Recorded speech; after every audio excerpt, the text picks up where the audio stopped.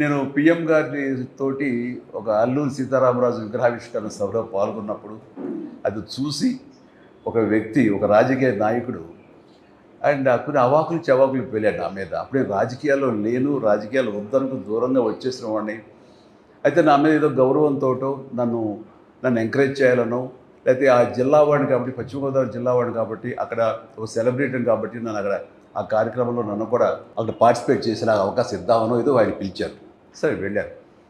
కానీ ఆ సదరు వ్యక్తి నా మీద అవాకులు చవాకులు మాట్లాడు. దానికి అర్థం లేదు, ఏమీ లేదు. నేను ఒకటే, అది నేను కానప్పుడు అది నన్ను అంటదు, నన్ను తాకదు, నేను ఫీల్ అవ్వను.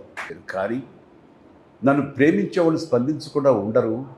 వాళ్ళ స్పందన ఎలా ఉంటుంది అంటానికి ఈ ఉదాహరణ చెప్పాలనుకుంటున్నాను. అదే వ్యక్తి ముంపు గ్రామాలకి ఈస్ట్ గోదావరికి వెళితే ఒక ప్రౌఢ ఒక అమ్మాయి, బిడ్డ తల్లి, ఆ అమ్మాయి ఆ వ్యక్తిని నానా దుర్భాషలు ఆడుతూ ఏకంగా తిడుతూ ఉంటే తలంచుకుని అలా కాము వెళ్ళిపోతున్నాడు ఆ చిన్న పడవలో.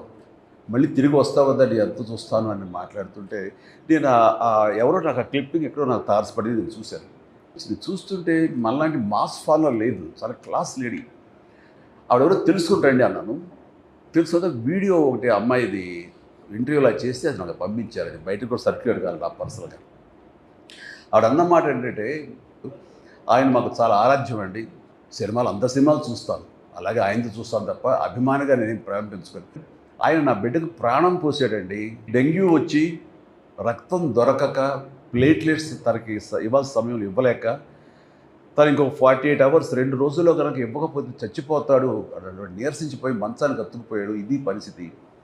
అక్కడ రాజమండ్రి కానివ్వండి, కాకినాడ కానివ్వండి, ఏ ప్రాంతంలో ఏ ప్రభుత్వ ఆసుపత్రులు కూడా ఎక్కడ చూసారు బ్లడ్ దొరకని పరిస్థితి. చూస్తూ బిడ్డ చచ్చిపోతున్నాడు. అదే ప్లేట్లెట్స్ ఉంటే కనుక బతుకుతాడు.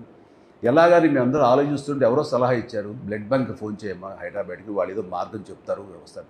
ఎక్కడ హైదరాబాద్ అయ్యా, ఎక్కడిదయ్యా, ఎవరిస్తారు, ఏంటి, ఎలా రెస్పాండ్ అవుతారు, మాకు అందుబాటులో ఉంటారంటే ప్రయత్నం చేయమ్మా అన్నారు. ఇక్కడ ఫోన్ కాల్ రాగానే మన అద్భుతమైన స్టాఫ్ అట్లాగా రేర్ బ్లడ్ అయినా సరే ఆ కుర్రవాడిది 5-6 మంది కుర్రవాడు ముందుకు వచ్చి ఆ హాస్పిటల్కి వెళ్ళి వాళ్ళు ఇవ్వడం జరిగింది.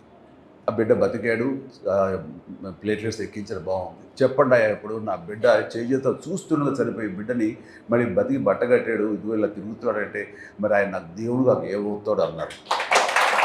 ఏమిటి అలాంటి ఆయన అంటాడా అన్ని మాటలు, వాడి బుద్ధి జ్ఞానం ఉందా అంటూ ఆవిడేమో తిట్టేసింది, అయిపోయింది. చేసిన పుణ్యం ఎక్కడికి పోదు, తిరిగి అది మనకి వెనకాల మనకి వస్తుంది. ధర్మో రక్షిత రక్షత అంటారు. అట్లాగా మీరు మంచి పనులు చేస్తే అదే మంచి బౌన్స్ బ్యాక్ అయింది.